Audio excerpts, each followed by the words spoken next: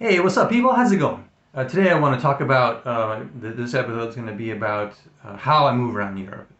I did another earlier video about why I moved to Europe, but I wanted to talk about how I do it now, and maybe um, you know sure there are many different ways to get around to travel around Europe, but this is how I do it, and maybe it could be of some help to anybody that wants to do something similar, travel around Europe or other places in the world. But this is how I travel around Europe. But when I first the plan when I first moved to Europe was to have a home base. So I decided to move to Germany because they had offered a freelancer's visa. So it was a visa I can apply for as a freelancer to be able, so I could stay in the country more than 90 days. Because with just having a passport, the limit that I could stay in a country was 90 days. And then if I want to stay any longer, I had to apply for a visa. And it was challenging finding a visa that would fit until I, found one in Germany. So that was going to work out really cool. I was a freelance, artist, and that was a freelancer's visa. So it made sense, to move there. So that's the main reason I moved to Germany. Otherwise, it would have been someplace else. But anyways, I thought that would be a cool home base.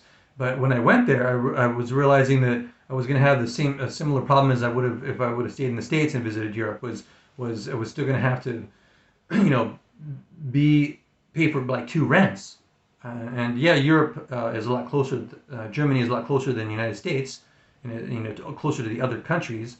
But I was still going to have to, pay for being in Germany and Leipzig as well as some other country. And it would have been different if I was planning on staying maybe just for a weekend or a week. But the way I was thinking is I was probably going to have trips that were like a month long, 2 months long, and that just I don't know wasn't attractive to me to pay for two different um, rents, two different sets of utilities, and that kind of stuff.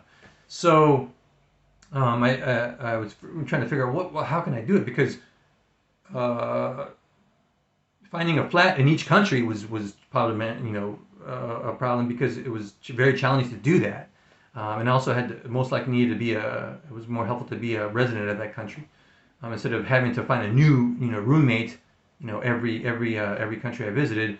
And also hotels, I was thinking about hotels, but they were kind of expensive to be able to do that, and then I didn't have all the stuff that I needed, um, like a kitchen and stuff and a washer.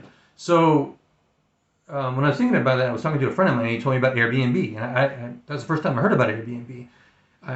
So that fixed all my problems because I could book an Airbnb, and it had I didn't have to worry about getting a roommate, or I didn't have to worry about being a resident of the country.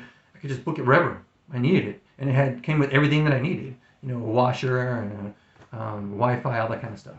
So that fixed my problem, my living challenge that I was to. And then the only other thing after that was, how I was going to get around. And that, of course, that was very easy, because there were so many different options.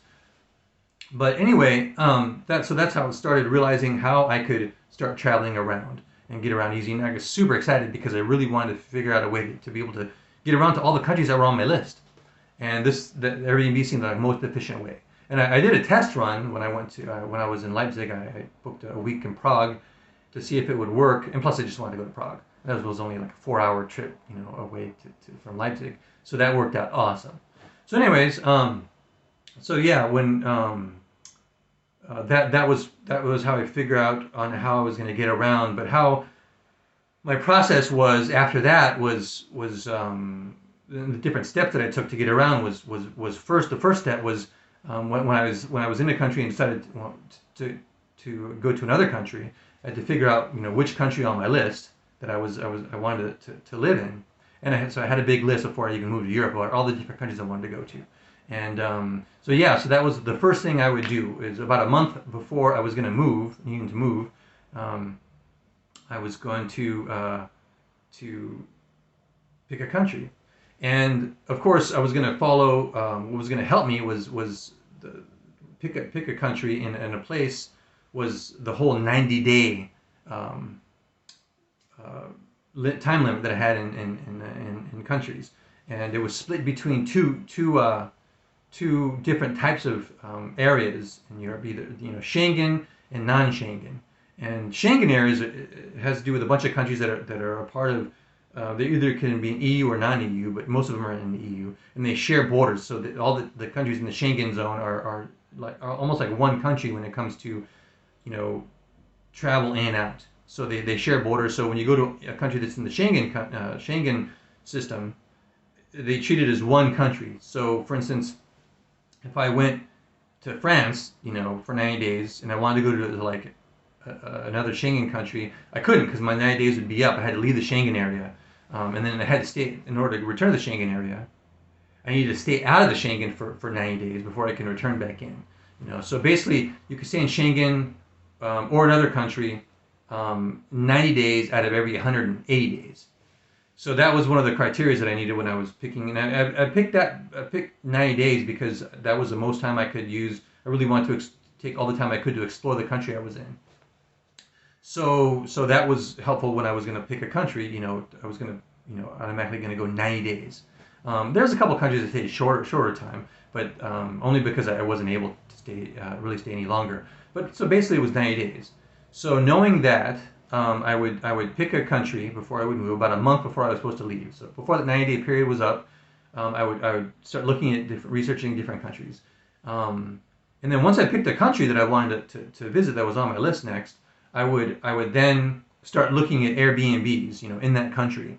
And when I was looking for Airbnbs, I had certain criteria, and it didn't really matter like what exact town I was going to be in, or village I was going to be in, or city. It just mostly I would go for what the criteria was. So I had a budget, and then I needed, because I'm a freelance artist, I needed a good Wi-Fi. I needed a good place to work, like a desk or a table, and it needed to have a washer, so I could wash my clothes, easy to wash my clothes in the kitchen, so I could cook my food, and then it needed to have like a train station or a bus station or both, so I can get around easy.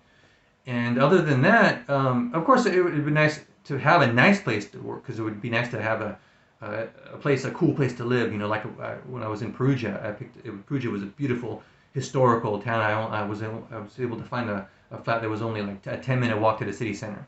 So that kind of stuff was really great too. But that was kind of secondary to my needs, because as long as I had a place, all those criteria, and a way to get around, then I could get to other places I wanted to visit, really easy. And of course arrive in that town, really easy from a bus or cab. So that was, I would look around in Airbnb, and once I started to get a feel of the place I wanted to go to, then I would look, I would start to, and have an idea of where I wanted to live. I would book the plane, and then that was kind of easy, because once I knew for sure where I wanted to go, then it was easy for me to book a ticket to that destination, as well as find, and if I have an idea of where I was going to live, I could book an to an airport that was kind of close to where I was planning on living, what city or village or something. So then I would book a plane, and usually I would book some of the great airlines that was there. There were cool budget airlines. The one I used mostly was Ryanair. That was like awesome. It fixed everything and all that kind of stuff. So Ryanair would work, and there was a couple other ones like, I don't even know, Wizz Air. That we used that a couple times. Wizz Air. But yeah, I usually would either use Ryanair or Wizz Air. I think that was kind of it. Those are the ones and they're great to get around Europe. Very affordable. Great with luggage and stuff. Good with what's included. And also that leads me to one of the next steps. So yeah, that was pick a place, a country that I want to live in. Look around Airbnb, book a flight, and the way I would move around would be to what kind of luggage I would get around with and use. And so I broke it down. When I moved to Europe, I moved with three suitcases plus my backpack, which had my equipment, my freelance equipment, my computers and stuff to work with. But when I was going to move around, I realized, man, I cannot travel with three luggages. How am I going to carry all three luggages everywhere I go? Plus, my backpack and my Wacom, case. Because it was just going to be me. I had help with my flatmate moving to Leipzig, to Germany. He helped me with one of the suitcases, but I needed to pare down. So I got rid of one of the suitcases and a bunch of clothes because I realizing I came to Europe with way too many clothes, so I had to start getting rid of a bunch of clothes. And I pared everything down to be able to fit into 2 suitcases, and then my equipment in a backpack, and then my Wacom case, which I would put in a suitcase, when I would be hauling my suitcases around in the city. Um, and then when I would get on the plane, I would take that out, my Wacom case, and my backpack, use it to carry on. And because I had 2 suitcases, I had to usually pay for an extra suitcase on the airlines because they would allow 1 free suitcase and then have to pay for the next one. But that was fine, if I could, because I would fit all my clothes for all seasons in 2 suitcases. And and that worked for me because this is the first time I had done it, so I figured that would be great as long as I could. And so I'd walk around and have the backpack on my back. I put my Wacom case in one of the suitcases, and then I would walk around, the airports and come out of airports, pulling 2 suitcases in my backpack, which was fine. I was getting tons of exercise, but I was able to travel around that way pretty easily with that amount of things. And that's pretty much all that I owned. The only other things I owned, I think, were just a few things in my mother's garage in the United States. But pretty much everything I owned, I was carrying with me, and that was such an awesome feeling to be able to pare down and only have everything that I owned, in Europe with me all the time. It was just really freeing thing. So anyways, that's how I traveled around. And then once I would book the ticket, and I knew how I was going to get around with my suitcases, then I would finally book the Airbnb, where I was going to stay for 90 days. And what's cool, the cool thing about that is, again, when you book, everything's taken care of with that. So when you book a regular, lease a regular flat apartment, you have to deal with, paying for utilities and set up the Wi-Fi, all this stuff. With Airbnb, that was all set. It's all taken care of. So all they would do was book the Airbnb, and everything was set as far as my living was concerned. So yeah, so then I would just, get a on the day moving day, I usually take a day to pack and stuff, and then I would, on the moving day, I'd book a taxi, and then when I found out about using Uber and stuff over there, I did that, and then they'd come pick me up. I'd have all my 2 suitcases, my backpack ready to go and get to the airport. And I usually would get to the airport all the time, 3 hours or more beforehand. One time it was even crazy. I got to the airport like the night before and spent the night in the airport when I was in Ireland, going to the UK because it was such an early flight. But I'll talk about that later. So I'd get there usually 3 to 4 hours early, so there'd be no way I could mess up. I'd definitely be able to get on my flight early enough time to get through, because I was traveling, with 2 suitcases in my backpack. I wanted to get through security and all that kind of stuff, and check in. Normally, I checked in there because I could have checked in online. Sometimes I did that, but that was just more convenient for me to check in there because I was going to check in. I had to check in my luggages anyway, and because I had more than just a carry-on. So I'd check in my 2 luggages and then have my carry-on, and then that was it. And usually 3 or 4 hours was enough time. One time it wasn't almost enough time when I was leaving France and I was going to Paris out of Charles de Gaulle. Man, it was so busy there that I got there about 3.5 hours early, and then it almost was not enough time. And I almost lost my Wacom tablet, my tool that I worked on. That's another story too, but thank God I made it just in time. They had tons of queues there, long queues, but I made it just in time. So that was the only time where 3 hours was almost not enough time. But anyways, so I'll get there, and then when I go to a country, a challenge I have is my SIM cards, because I have I need to have my mobile phone so I can, book stuff, get around, everything, use, Google Maps.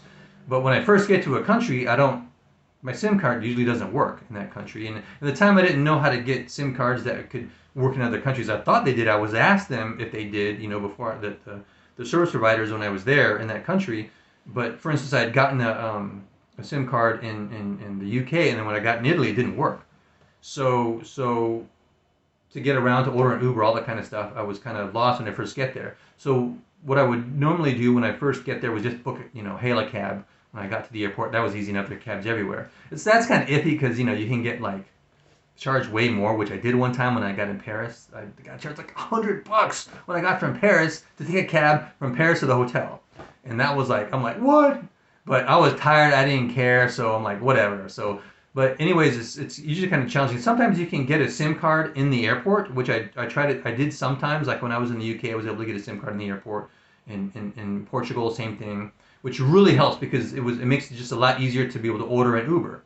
So then you know how much everything's going to cost before you even you leave the airport. So I'd either use a cab or an Uber when I would get ride there because but if I didn't have a SIM card, I'd get a cab. And then as soon as I got to the place, where I was living, I would go look up where I would research SIM cards and what the best one was, get tips, and then go get a SIM card ASAP because I totally needed that SIM card in the country because of Google Maps and ordering stuff when I got around. So that's how I'd get to the country. Then I would get into the Airbnb. And usually the Airbnb was like better, usually most of the time, than the pictures on Airbnb site, which was always a good surprise because I love going to different Airbnbs in different countries because it's like having a brand new home in every country you go to. Well, I mean, which it was, and I loved that. And I got to discover the home, discover the place, the area where I was living, and so the next step after I would arrive in the place in the new country, the new Airbnb, the new flat, and I'd get my SIM card. And the next thing I would do was of course, had to figure out how I wanted to get around. Because while I was there and being there for 90 days, I wanted to explore the country as much as I could. And after a while, when I got into Europe, I was researching. Of course, I wanted to do a train, because train was like classic Europe. When I thought of being in Europe from the United States, I got to do the train, got to do train trips, got to do trains, which I did a lot. And they're awesome to travel around in Europe, very convenient. But one thing I discovered when I was in Europe, when I was in Leipzig, was something called the Flixbus, and that was I like that a lot more than a train. It's not the regular European experience, but it's a very cool way to get around. It's this bus that goes most places in Europe and in the EU, and it's very affordable, more affordable than a train, and it's a lot more flexible because it goes more places than a train does, and almost every city in Europe, has access to a Flixbus, so it was easy to get around, and I usually could walk there to a Flixbus stop. And usually like in the parking lot of some store or something. But anyway, and then it was easy to book because I could book it online or I'd book it with my mobile. So that was why I needed a mobile too, because I booked Flixbus on the mobile really quick, and I used they had a receipt on the mobile in the application that I can use to get on the Flixbus and stuff. So sometimes I do that on the fly, and sometimes I do it at the flat, but that was helpful. So I used Flixbus to get around. Super comfortable, great to get around. Had a Wi-Fi, free Wi-Fi on it, and a lot of trains, didn't. Maybe trains are different now, but I don't remember trains having Wi-Fi. But the Flixbus did, and it was super comfortable, super clean. Had a toilet on board, which was super comfortable because one time I would use Flixbus a lot of times to travel long distances. Like one time I was on it for 8 hours overnight. So having a toilet on board was super helpful. And very comfortable. You can sleep on them. There was a lot of room, a place it was easy to store your luggage underneath the bus, and you could be up there, luggage free, just comfortable, big chairs. Flixbus is awesome. And then of course I would also use, the train to get around, which is still great, because it was the whole European experience, as well as cabs sometimes, but cabs I use the least. And then of course when I discovered I have a mobile, I can order Uber, I would use that, and which I'll have to tell you a story of how I started using Uber. When I was in France, I was like at the last minute I needed to get someplace, and I finally I could use Uber. I downloaded that. Anyways, that's another story. So anyways, how I get around is that's how I would do that. I would use Flixbus or the train or occasionally a cab. So Flix was very convenient. So when I get to a country, I'd use the train or Flixbus to get around and a bit around. Got around so well to get around, and a lot of walking, of course. I lost a ton of weight. I was in great shape when I was in Europe to get around, because this is before I owned a vehicle in Europe, and before I got married, this is the ways I would get around. So that's how I get around Europe. And of course, when I was there, when I would travel around, because I'm an artist, sometimes I'd work on the road, and I'd be gone for a few days at a time on trips. So I would just carry, my Wacom tablet. It fit inside my Wacom Companion 2 inside my backpack with some clothes for a few days, and I was very minimal. That's when I learned how to be minimal. I only carry a couple T-shirts, I'd wear my jeans. That's what I'd wear, or shorts. So I wouldn't pack that. And your some toiletries, brief toiletries, one or two pair of undies. I just wash them when I was out, and maybe a towel because I a lot of and I'd stay in hostels and I traveled around at the time because it was very convenient, very quick. And when I go to hostels, I just have those things. I'd wash my clothes there if I needed to, and I want to use my own towel, so I brought a towel with me. And that was pretty much it in my backpack, so I could travel stay very lean when I traveled. And so that's how when I would get around, how I travel around. I was thinking about how would I stay in places I didn't.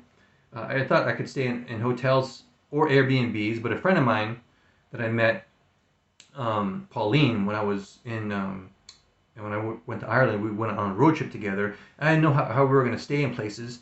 And she, said, why don't we just stay in hostels? So that was my first introduction to hostels. So ever since then, I stayed in hostels everywhere, which is so fun. So I used Flixbus to get around, or a train to get around the country, a new country I was in while I was there to explore. And then I'd stay in hostels. So I'd stay, when I would explore, I'd usually go for, more than, 2 to 3 or to 5 days one time away. And hostels was so fun, because I meet so many different people. I take a Flixbus or a train to a new city or a village, find the hostel, book a hostel, and you could book hostels ahead of time, but I don't know, it was more adventurous for me to just book it when I got there. And it usually worked most of the time. One time when I was in Bordeaux, it did not work. That's another story. But anyway, you book it when I arrive, because hostels usually have extra rooms there, for people, for walk-ins like me. And it was so helpful. So I'd walk-ins, and I had so much fun because I met so many people in almost all the hostels that I went to, and different adventures with them. That was exciting. So I highly recommend hostels when you go. If not, you can just book an Airbnb or stay in a hotel, whatever you want to do. But that's what I did. I used hostels, and then I used Flixbus and wanted to go around. And my goal was to explore as many different villages and cities in the country that I would go to. Sometimes I could do that, like in Italy, I did a ton. And then other places I didn't get a chance to do so much. It was depending on the kind of work how much work I had, or of course how much money I had at the time, how convenient it was, all that kind of stuff. So that's how I would explore when I would get around, and then the process would start all over again when I would when it was come time when 90 days would be almost up to do the whole process all over again to book another place, another country on my list. And then what made it more convenient after that was after, and I did that also with after I got married. I met my wife, and she started traveling with me. It was kind of challenging for her because she couldn't just fit everything into 2 luggages. So we let her have three luggage. No, wait a second. No, wait. I'm sorry. I pared down to 1 luggage because I was that was going to be easier because she felt she needed 2 luggages because I'm like, come on, how could she get around with 1 luggage like me? So we let her have 2. So I pared down to 1 luggage. She had 2 luggages, and then she had to carry something like a carry-on, and I'd have my backpack for a carry-on. So that's how we did it after we got married. So I would just carry my luggage, one of her luggage. She would haul around one of her luggage. I didn't want her to carry 2 luggages, 2 suitcases while we were traveling around. So she would carry pull one of her luggages, her suitcases, and I'd carry on, and I would carry one of my suitcases, one of her suitcases in my backpack. So got to be chivalrous, got to carry the load. And yeah, that's what we got around after we got married. So we did all the same stuff as before, just together. And she was, and thankfully she enjoyed moving around as well that way. And we did that for a while, before we finally were able to buy a car. So because she's a citizen, she was a citizen of Bulgaria, we were able to buy a car there. That was a great place to buy a vehicle there. And so then, yeah, after that, we just was able to use the car much better. It was much more convenient and a little definitely reduced the anxiety a little bit because it's much more convenient and relaxing to travel with a car. Because when you travel on a plane, you have to be concerned with like how much stuff you're carrying. It can only be you have a limit of suitcases. You also have a weight limit on the suitcases. It has to be below a certain. So I had gotten a suitcase scale so I'd weigh everything. So before we go, we had to make sure it was below a certain weight, and then of course a limit to the amount we could carry. A suitcase plus a carry-on. That was it. But with a car, it made sure we got an SUV so we can carry like anything we wanted that would fit in the SUV, and then we could wouldn't have to worry about weighing anything. So ditch the scale. I mean, I still have the scale in case we need it to fly, but for the most part, we ditched the scale. So that made things a lot more convenient, a lot less stressful, and a lot more fun. You know, because I like planes, but I much more enjoy driving because I love road trips and I love kind of being able to leave when you want. You know, you don't have to be subject to the time of the plane flight and that kind of stuff. So it's a lot more relaxing to have a car. So that's how we travel with now. But everything else is the same. You know, we just skipped the um, plane and the trains and a Flixbus. So because we have a vehicle, so we get to the country. Excuse me, we use the vehicle to get around the country, and of course that's more convenient because we have a lot more flexibility to see and options to see many more different places. Because when I was just with Flixbus or a train or a cab or Uber, it was limited, to what I could do. But with the car, of course, you could go anywhere. So that helps with uh, just makes the situation so much more convenient and fun when we want to explore. And that's one of the whole things we want to do. We love doing and is exploring and having adventures, and the car just contributes to that. So that's yeah, pretty much everything. That's yeah. So I went over like how we get around and how we with the plane flight booking and everything. So yeah, so that's how we do it. We pick a country. I pick a country before we leave. Look around Airbnb. Then once we get a sense of how the Airbnbs are going to be in the country, then we book a flight. And then once we book the flight, then we finally book the Airbnb. And then after that we take our luggages and go to a new place. Of course, every place there we can only stay in a place for 90 days. So we book the maximum amount of time so we can explore the country as much as we can. And then we take our luggages and haul them all around. And when we get there, we get a SIM card as soon as possible. And then before we traveled around with Flixbus and train to explore the country, and then now we travel around with a car. And that's pretty much how we get around and how we travel around Europe. And hopefully that could be of some help to you guys, because it's and I'm sure you guys can do no problem. But this is pretty much how I do it. Hopefully it could be of some help to you guys. But anyway, that's pretty much it. How we get around. And if you enjoy this, give it a like and comment. And if you want to check out the rest of our on why I travel around Europe every 90 days, or my other adventures on how we talk about the different places we see in Europe, please check out my other videos. Other than that, I hope this is some help to you guys. Everyone have a great rest of your week, and I'll see you guys in the next episode. Ciao.